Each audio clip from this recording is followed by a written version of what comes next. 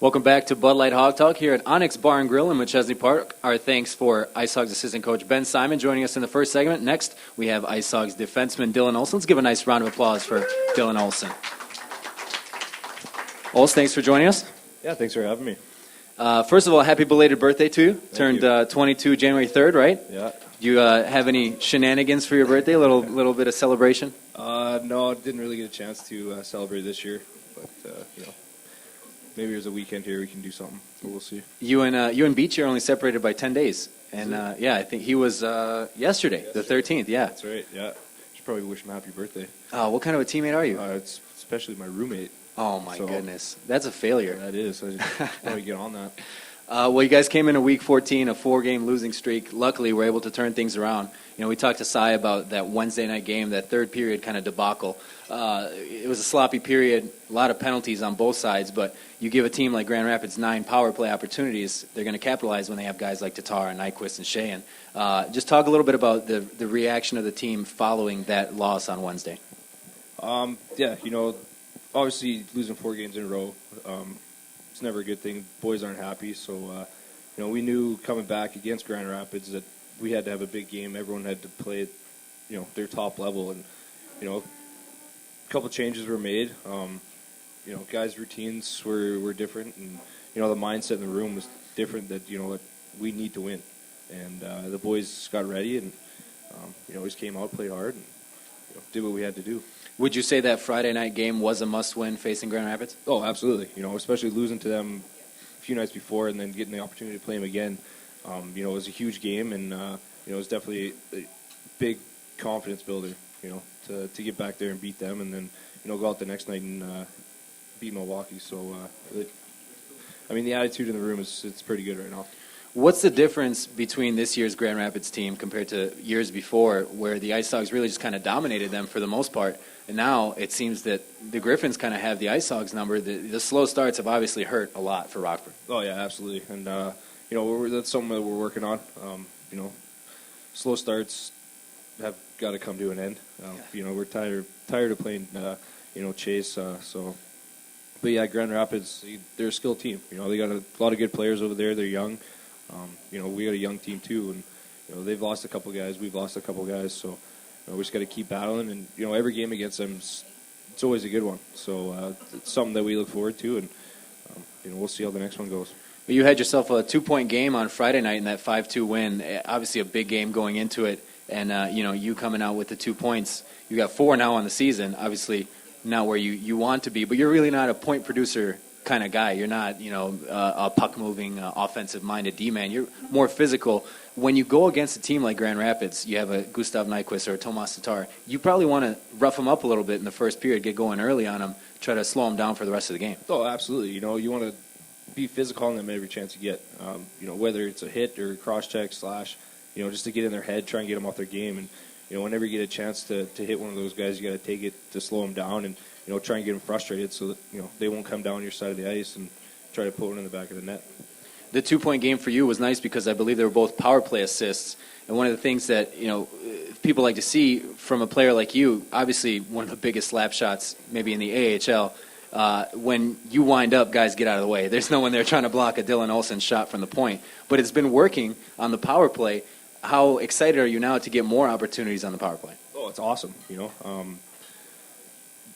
having Ben Yalds as my D partner, skilled guy, moves the puck well. He's shifty out there, and he feeds me the puck. And like you said, I just try to put shots on net. And with those 2 assists, I got to give Jamie Hayes credit for standing in front and banging in the rebounds. Hayes, the first goal he scored on Friday, he was very excited after that one. I think it was a 14-game scoreless streak for him, and that celebration afterwards, I don't know who it was, but someone on the Griffins was the wrong place at the wrong time, and they took the wrath of Jimmy Hayes after that goal. I remember watching that on the video the next day. He was giving it to that guy in front, but he was pretty happy that day. It's kind of, obviously halfway through the season, you look at guys who maybe aren't going up to par compared to where they were last year. And not to call out guys, but, there's a number of players that, their production is a little bit down. Now you look at the second half of the season, with guys like Nick Leddy and Marcus Kruger, guys who should be in Chicago, back up in Chicago, opens up more time for other players. Now you look at things that need to progress maybe with like a Peter LeBlanc, 24 goals last year, it's kind of added pressure on the guys now in Rockford to step up their game because there's still a lot of talent on this team, but now you need to produce. Oh yeah. We got a ton of skilled guys like Peter LeBlanc. Obviously his ice time's gone up the last couple of games, and he's been playing well. And that's what we need from him. We need him to put points up on the board and do what he does. And same with a bunch of other guys. Guys are going to start seeing more ice time here as we go, and we just got to keep doing what we can to put wins together. That Saturday game in Milwaukee, not what you would expect. Low scoring, great defense on both sides, some good goaltending between Carter Hutton and Magnus Hellberg. The penalty shot in the second period, big save. Actually, well, it was a nice save by Hellberg, but Peary might have shot a little bit wide. But a big win on the road, now making it 2 wins in a row. And Milwaukee was a point ahead of Rockford going into that game. So now you look into this week, Peoria on Friday night. How do you kind of continue that streak? It's got to be kind of tough when you have 5 days in between games. Yeah, I mean, it's tough, but we're on the ice every day. We're in the gym, and we're still keeping in shape, and we're going over video and doing what we need to do to be ready to play against Peoria. We haven't seen them in a while, and we're going to get up on our video and see what their tendencies are, see what their systems are, and just come into the game ready to play and go for the win. Before we sat down here, you were looking up at the TV and saw Marian Hossa getting clobbered dirtily by Rafi Torres there in the playoffs against Phoenix. That was the game that you played in that series, 28 games in the NHL last year with the Blackhawks. How great of an experience was that for you, being a young guy playing with guys like that and getting that playoff experience as well? Oh, it was unbelievable.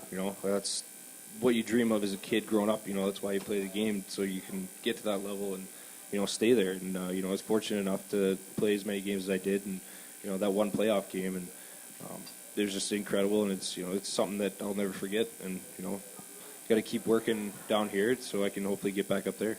28 games you skated with the Blackhawks last year. Was there any kind of mentor that you looked up to, or a player that you tried to emulate, whether it was just off the ice working hard or on the ice defensively? Yeah, Sean O'Donnell kind of took me under his wing. Good veteran player. He's been around the league for many years, and he just took me under his wing and helped me out, and told me the do's and don'ts, and just helped me with different things on the ice, and he was great. And then I got to play with Duncan Keith there for a while, and he's an incredible player. I have no idea the shifts he has. He's out there for like 2 minutes. 28 minutes of ice time at least every game. It's insane. And then he does a full workout after the game. It's like, how do you keep up with this guy? But I can't thank those two enough for what they did, and hopefully I can get back up there soon. What do you need to do? You look at yourself. Everyone is going to be their own harshest critic. What do you need to do to work harder to get your game to where it was maybe last year, or where it needs to be to try to earn that spot back on the Blackhawks? Yeah, it's just the mental part of the game. Just being more ready, engaging more. And then also conditioning, something you can always work on. So, just being in the gym more, and maybe skates here and there after practice. Doing what I can. That the first game that you played in the United Center, describe that experience. That's my favorite question to ask any of the guys who played for the Blackhawks. It's honestly it's tough to explain. The fans are incredible. The whole anthem, I've never heard anything like it, and it just puts a smile on your face. It gets you going for the game, and it's incredible. I asked Marcus Kruger about it a while back, and he's one of the guys who tries not to get really pumped up and overhyped, and that's obviously that can get anybody just jacked up for a game. He tries to kind of tune it out and wants to just stay focused and not get too excited. Is it tough when you're standing there, 23,000 standing room only, just cheering their brains out for the national anthem? Oh, absolutely. There's no way you can zone that out. I mean, you can try all you want, but... So you're calling Kruger a liar? A little bit. 28 games, you want to get back, but you left Minnesota Duluth early to join after World Juniors with the Blackhawks. You signed that contract. Obviously, the United States got the gold this year in World Juniors. You played in 2011 for Canada, right? And describe that experience and kind of how it shaped the rest of the following steps in your career. Yeah, playing for Team Canada that year was a huge step for me. It was something I look forward to. Growing up as a kid, every Christmas, around the TV watching the World Juniors. So that was definitely a team that I wanted to be a part of, and I was fortunate to be a part of that team. the outcome wasn't, what we wanted, losing to Russia in the final, but, it is what it is, and it was huge for me, going from college to that level, playing with NHL caliber players and then signing pro, it just kind of catapulted my career, and, only a year later, I'm playing up with the Hawks, so, it worked out well. You left as a 14-year-old, right, to start playing pro hockey. That's got to be tough for someone who's barely a teenager to leave home, and you played in the Alberta Junior Hockey League for 3 or 4 years, and then before going to college. Kind of an interesting, unique career path. Yeah, my dad did it growing up. He had to leave home in order to play hockey, and so he wanted the same thing for me. He wanted nothing but the best for me, and leaving that at that age, it was tough. Obviously, it's tough. You're young, and but it kind of turned me into who I am. Being alone, kind of being on your own, and playing in the AJ helped a lot. I had an unbelievable coach, Boris Verbalka. He helped me develop my game into what got me into school, and then I can't thank them enough for what they did for me. That Minnesota Duluth team was pretty loaded with talent. You guys were in the WCHA. I think you played against a current teammate, maybe that's on the power play unit, right? With you? Benny Alves, yeah. I remember playing against him. I actually scored my first collegiate goal against him. And was he on the ice? I -1 maybe for Ben Alves? No? He shakes his head no. He said he wasn't on the ice. Who got the better of those two teams? Who was the perennial winner? I think the Dogs take that one. Yeah, he agrees. Yeah. He nods yes. The Dogs take that one for sure. Kind of the friendly teammate rivalry, like the BC boys with Clendenning now. He's the Boston guy, and BC's kind of taken that one a lot recently. Oh yeah, they give Clendo a hard time. You got Smitty and you got Jimmy. They kind of team up on him every now and then, but he's a good sport about it. He chirps back. So. And Jimmy's a guy who doesn't really ever stop talking. No, not at all. No. Him and Shawzy in a room together, just forget about it. We talked about, kind of your experience in United Center. You talked about your dad being a hockey guy. Obviously, he played in the NHL. Was it one season or just one game? He got one game. One game. Still, great experience, I'm sure. Oh, absolutely. He played for the Flames, right? Yeah. How often do you talk to him about that, or how often does he gloat about his, his shining moment? He never really used to talk about it growing up, but ever since I played, my first game, we kind of go back and forth, and he tells me about all the goals he scored growing up, and I'm just. Well, you've got 28 more games now under your NHL belt than he does. I got a little more pull than he does now around the house. So. You've kind of got a hockey family though. You've got some brothers that play hockey. Is it more than just one, or? Yeah, I got a younger brother, 19, who's playing in the AJ for the Whitecourt Wolverines. He's actually more of an offensive player. He puts up a lot more points than I do. So, right now he's fishing for a scholarship, and he's got a few offers, but we'll see what happens there. And then I got another younger brother who is 11, and he just started playing hockey this year. So, he loves it. That's kind of a late start. It is a late start. He never really liked the game growing up. He's kind of the different one of the family. But he decided this year that he wanted to give it a shot, and he loves it. So, hopefully he can keep going. Now, I saw you tweeted your brother recently, and you are the newest IceHog addition to Twitter. What persuaded you to finally get going? Beachy kind of gives me a hard time about it. It's like every day I walk in the rink or whatever, he's there on his phone checking Twitter. He's like, Ols, come on, you got to get Twitter. What are you doing? There's just, I don't know. When Beach is in your ear every day, he's taking the blame. That's it. How have you gotten acclimated yet? You don't tweet as often as some of the other guys do, but your followers are up there right away. You blew past some of the other guys. I did. I wasn't expecting that at all. I thought it'd be a couple hundred here and there, but getting into the thousands, it's good to see the fan support that I have. What kind of, what's your favorite mention that someone's given you, or has anyone given you a hard time?